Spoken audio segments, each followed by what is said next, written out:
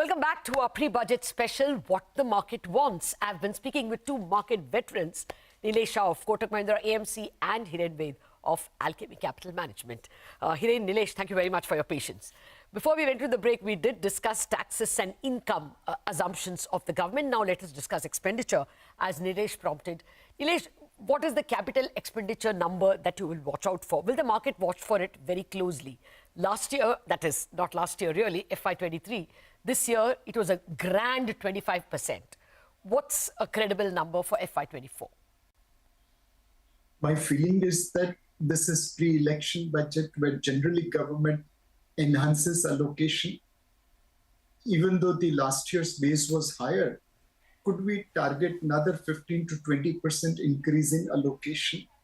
And more importantly, let's focus on the execution speed. Prime Minister inaugurated Mumbai metros, but we all know at what speed Mumbai metro is being constructed. I stay in Andheri West, where East-West flyover is down since 2018, and we are spending more on fuel than what is the cost of repairing that bridge. So it's not only allocation, but also the execution, which is critical. My sympathies for those of you who stay in Andheri. I have the monorail, so I don't complain. But, coming to Capex, Hiren, the Capex number itself, 15% would come to about 8.8 trillion. You think that's a very closely watched number? And I'll tell you why. Because there are some industrialists who say that Capex cycle is still not picked up. It is about to pick up, maybe in a quarter or so.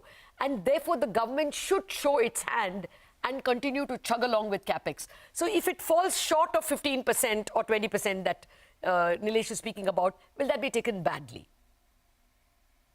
Yeah, I mean, I think in that sense, I concur with Nilesh that it's a pre-election year. We are still seeing the early signs of private Capex. And whether private Capex is starting or not starting, I think it is very, very important that we continue to spend on infrastructure, because that investment has a big multiplier effect, right?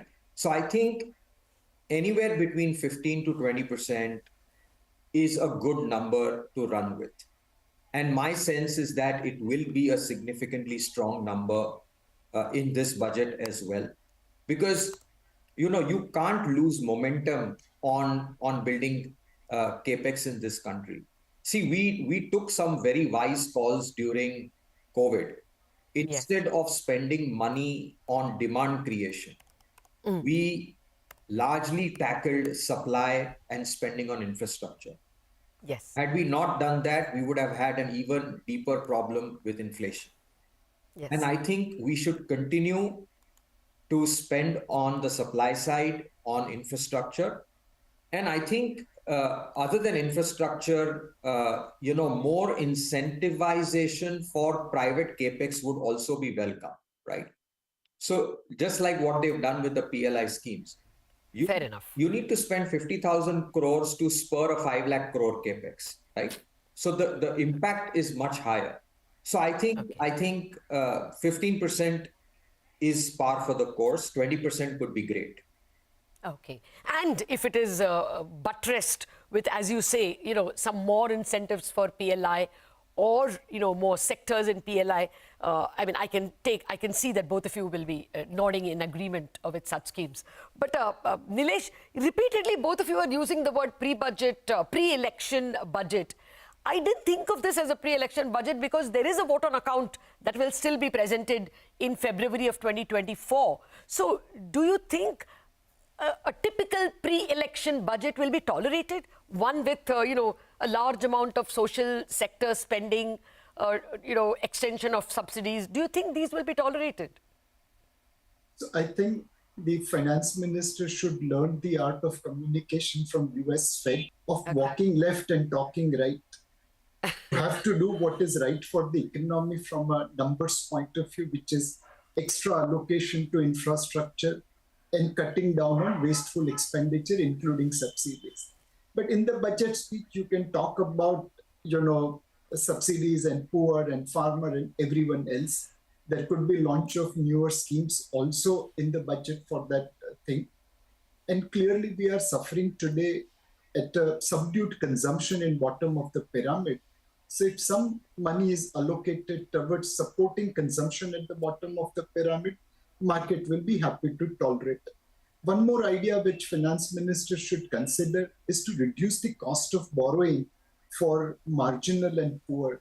They don't have access to organized financing, and they do borrow at a very, very high rate of interest from unorganized market. Like we created MSME credit guarantee scheme during COVID time. If there could be a credit guarantee scheme spread over large number of marginal borrowers, which can reduce their borrowing costs substantially, I think consumption will get supported. The bill for providing that credit guarantee scheme will be very minimal, and this will support growth. Okay. Yeah, I guess an interest subvention and, as you say, credit guarantee could be perhaps actually welcomed, because rural consumption is something even urban India wants, which India Inc. also wants. Hiren, on that point, really, there are people who have been suggesting, forever, that the income tax thresholds need to be increased. After all, we have gone through a bout of 6 and 7% inflation. So keeping the direct tax, income tax thresholds unchanged for so many years would be unfair. Do you think that will be market positive? Because that will mean more consumption. If the income tax brackets is increased, or even that, exemption-free income tax level is increased. Do you think these are big positives for the market? So I think, Lata, there is a case for reducing the burden on the relatively lower income or the middle income families, because clearly we see the stress when FMCG companies talk about it. The consumption at the bottom end is struggling for a while, yes, because of 2 years of COVID lockdowns, higher healthcare costs, and inflation, everything put together, right?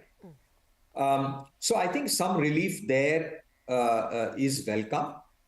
But I think that what Nilesh mentioned, right? I mean, rather than reducing your tax revenues, if you can use the balance sheet of the government to guarantee credit to the bottom of the pyramid, then you can achieve the same stimulus to consumption without actually either sacrificing revenue or spending too much, right? Okay.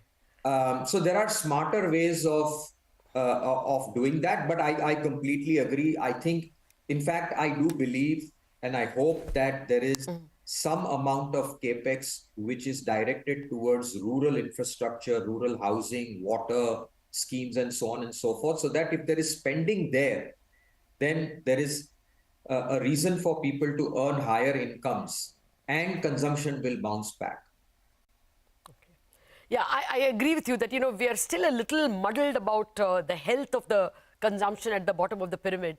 I mean, Asian Paints and D-Mart had me worried, but Hindustan Unilever, Havells and Polycab are indicating that looks like consumption is, not all that bad. But I guess the government will have to figure out some way of keeping consumption as well encouraged. I think that, as you both point out, could be market positive. Okay, a last final sentence from both of you.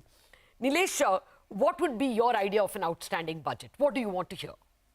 A finance minister betting like Surya Kumar Yadav, bowling like Umran Malik, and fielding like Ravindra Jadeja, which is increase infrastructure allocation, give fiscal prudence, and raise non-tax resources. I this guy is a market veteran. He's a tax expert like, say, a Ranina, and he's a Harsha Bogle as well. Okay, Hiren, what would your idea be of what you want to see as a brilliant budget and what you definitely don't want to see? Well, he has set a very high standards. So I'm going to just do some plain speaking. But no, I think, definitely focus on Capex. Second would be something in the budget. I'm using an old term like investment allowance reserve or accelerated depreciation. something that will really get the animal spirits of private capex up and running, because there is only that much that you can do from the government balance sheet, right? So we have to use other incentives to get capex accelerated. Okay. And finally, no tinkering with cap gains rates. In fact, a dream thing would be to roll back the 10%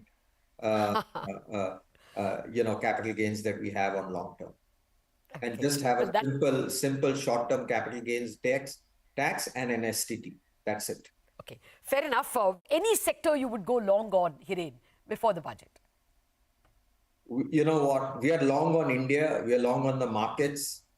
I don't want to be too selective at this point in time. I'm fairly confident that we should have a very progressive, development-oriented budget. Fair point. Nilesh? I'll be echoing what Hiren Bhai said, but infrastructure sector looks to be a sector to go long in anticipation of a budget which will enhance allocation to infrastructure. With that, it's a wrap on this special broadcast on what the market wants from the budget. More news and updates follow. Stay tuned.